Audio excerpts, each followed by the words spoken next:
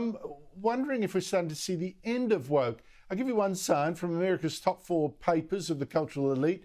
A huge drop in the number of times their stories mention racists, or racism. That's over the past couple of years.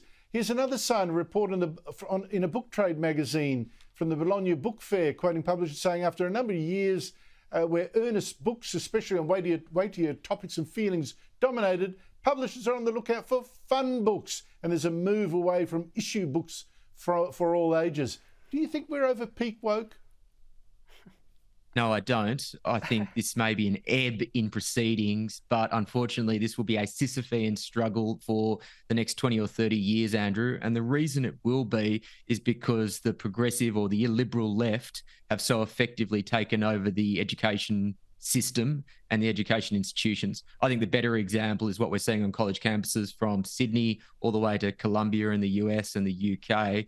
They have been so successful in reorienting curriculums. They've been so successful at taking down the concept of objective truth. Until we take back control of the education system, until we take back control of curriculums, unfortunately, the people who are being taught and who are going through college are going to go into the workforce, they're going to go into the media, they're going to go into politics, and you're going to keep having these woke arguments for a long, long time.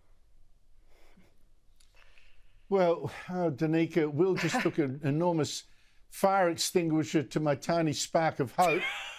What do you think?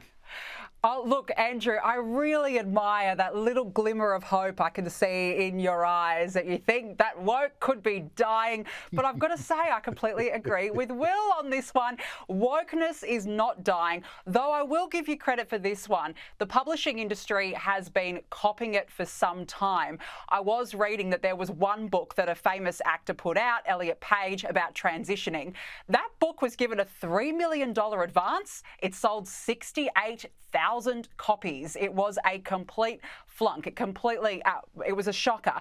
But look, the problem is, Andrew, that cancel culture remains. We saw it with Roald Dahl novels. They had to be rewritten because, you know, Oompa Loompas had to be gender neutral. So woke is not going anywhere. And just one thing I will say, even I saw a video last night, Andrew, you'll like this, of a hairdresser in the United States who says to a client before she goes to cut their hair, "Do you give me permission to touch you?" Now, I don't know what sort of Edward Scissorhand, gardening shearer's realm this woman is living in. I don't know how you do not touch a person when you cut their hair, but that is a prime example of why I'm sorry, Andrew, but wokeness has not gone anywhere. Well, listen, I'm just going to leave one thing here. Michelle Houellebecq is the most unpolitical, unwoke writer ever, and is France's most famous living novelist too, and I recommend his books. Michelle Houellebecq. I pin my hopes on people like him.